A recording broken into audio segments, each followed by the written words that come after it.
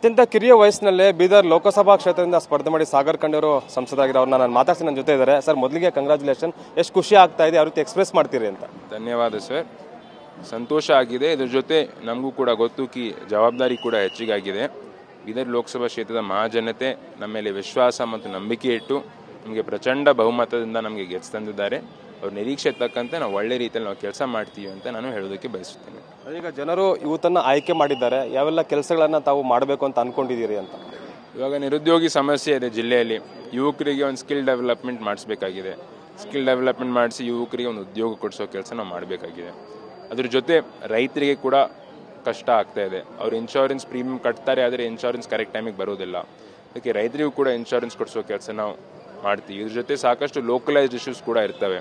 ಇವೆಲ್ಲ one by one ನಾವು solve ಮಾಡ್ತಾ ಹೋಗ್ತೀವಿ ಅಂತ ನಾನು ಹೇಳ್ತೇನೆ. ಈಗ ಪಕ್ಷದ ಹಿರಿಯ ನಾಯಕರು ಸಿಎಂ ಅಥವಾ ಡಿ.ಸಿ.ಎಂ ಗೆದ್ದ ಬಳಿಕ ತಮಗೆ ಏನೊಂದು ಸಲಹೆ ಸೂಚನೆಗಳನ್ನು ಕೊಟ್ಟಿದ್ದಾರೆ ಅಂತ? ಸೂಚನೆ ಇದೇ ಕೊಟ್ಟಿದ್ದಾರೆ ಕಿ ನೀವು ಜನರ ಮಧ್ಯದಲ್ಲಿರಬೇಕು, ಅವ್ರ ಕಷ್ಟ ಸುಖಗಳಲ್ಲಿ ನೀವು ಭಾಗಿಯಾಗಬೇಕು, ಎಲ್ಲೆಲ್ಲ ಅನ್ಯಾಯ ಆಗ್ತದೆ ನ್ಯಾಯ ಪರವಾಗಿ ನೀವು ನಿಂತ್ಕೊಳ್ಬೇಕು, ಬಡವರ ಪರವಾಗಿ ನಿಂತ್ಕೊಳ್ಬೇಕು, 24/7 ಇವರಿಗೆ ಸೇವೆ ಕೊಡಬೇಕು ಅಂತ ಅವರು ಸಲಹೆ ಕೊಟ್ಟಿದ್ದಾರೆ.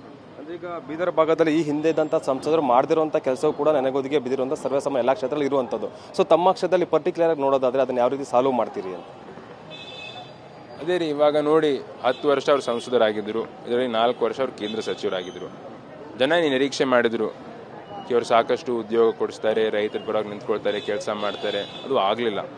ಅದಕ್ಕೋಸ್ಕರ ಎಲ್ಲ ಜನ ಬದಲಾವಣೆ ಬಯಸಿ ನಮಗೆ ಪ್ರಚಂಡ ಬಹುಮತದಿಂದ ನಮಗೆ ಗೆದ್ದು ತಂದಿದ್ದಾರೆ.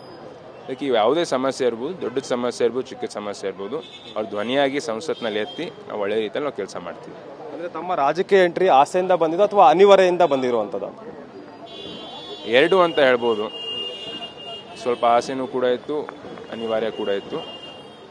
ನಾವು 2020ರಲ್ಲಿ ಕರೋನಾ ಸಂದರ್ಭದಲ್ಲಿ ನಂದು ಇನ್ನೂ ಲಾ ನಡೀತಾ ಇತ್ತು. ಅಂಥ ಸಂದರ್ಭದಲ್ಲಿ ನಾನು ಬಾಲ್ಕಿಗೆ ಹೋಗಿ ಕಿಟ್ಸು, ಫುಡ್ ಕಿಟ್ಸು, ಆಕ್ಸಿಜನ್, ಎಲ್ಲೆಲ್ಲಿ ಆಕ್ಸಿಜನ್ ಕೊರತೆ ಇತ್ತು, ರೆಮ್ಡೆಸಿವಿರ್ ಕೊರತೆ ಇತ್ತು, ಬೆಡ್ ಸಿಗ್ತಾ ಇರಲಿಲ್ಲ. ಅಂಥ ಸಂದರ್ಭದಲ್ಲಿ ನಾನು ಜನಸೇವೆಯಲ್ಲಿ ನಾನು ಭಾಗಿಯಾಗಿದ್ದೆ.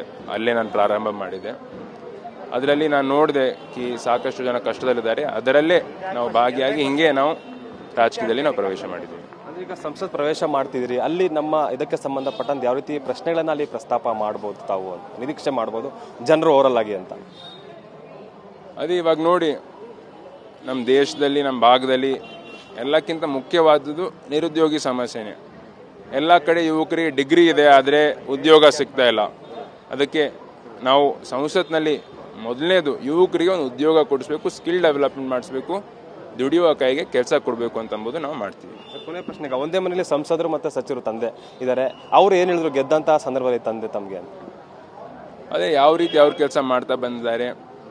ನಮ್ಮ ದೊಡ್ಡಪ್ಪ ಅವರು, ನಮ್ಮ ಅಜ್ಜವರು, ಅವರು ಸತತವಾಗಿ ಹಗಲ ರಾತ್ರಿ ಅವ್ರು ದುಡಿದು ಕೆಲಸ ಮಾಡ್ತಾ ಬಂದಿದ್ದಾರೆ. ಅದಕ್ಕೋಸ್ಕರನೇ ಬಾಲ್ಕಿ ಕ್ಷೇತ್ರದ ಜನತೆ ನಮ್ಮ ಪರಿವಾರಕ್ಕೆ 10 ಸಲ ನಮಗೆ ಗೆಲ್ಸ್ ತಂದಿದ್ದಾರೆ. ಕೆಲಸ ಮಾಡಲಿಲ್ಲ ಅಂತಂದರೆ ಜನತೆ ನಮಗೆ ಬೆಂಬಲ ಕೊಡಲ್ಲ, ಗೆಲ್ಸಲ್ಲ. ಅದಕ್ಕೆ ಮುಂಬರುವ ದಿನಗಳಲ್ಲೂ ಕೂಡ ಅವ್ರು ಯಾವ ರೀತಿ ಕೆಲಸ ಮಾಡಿದರೆ ನಾವು ಕೂಡ ಹಗಲ ರಾತ್ರಿ ದುಡಿದು ಜನರ ಪರವಾಗಿ ಕೆಲಸ ಮಾಡ್ತೀವಿ, ಸೇವೆ ಮಾಡ್ತೀವಿ. ದೇವರ ಆಶೀರ್ವಾದದಿಂದ ನಮಗೆ ಎಲ್ಲ ಸಿಕ್ಕಿದೆ. ಅದಕ್ಕೆ ಸಮಾಜಕ್ಕೆ ಏನಾದರೂ ಒಂದು ವಾಪಸ್ ಕೊಡಬೇಕು, ಸಮಾಜ ಸೇವೆ ಮಾಡಬೇಕಂತಂಬಗೋಸ್ಕರ ನಾವು ಬಂದಿದ್ದೀವಿ ರಾಜಕೀಯದಲ್ಲಿ. Thank you. ಎಸ್, ಇದಿಷ್ಟು ಕೂಡ ಸಾಗರ್ ಖಂಡೇಯವರ ಮಾತು. ಕ್ಯಾಮ್ರಾ ಪರ್ಸನ್ ಅಶೋಕ್ ಜೊತೆ ಅನಿಲ್ ಕಲ್ಗೆರೆ, TV9 ಬೆಂಗಳೂರು.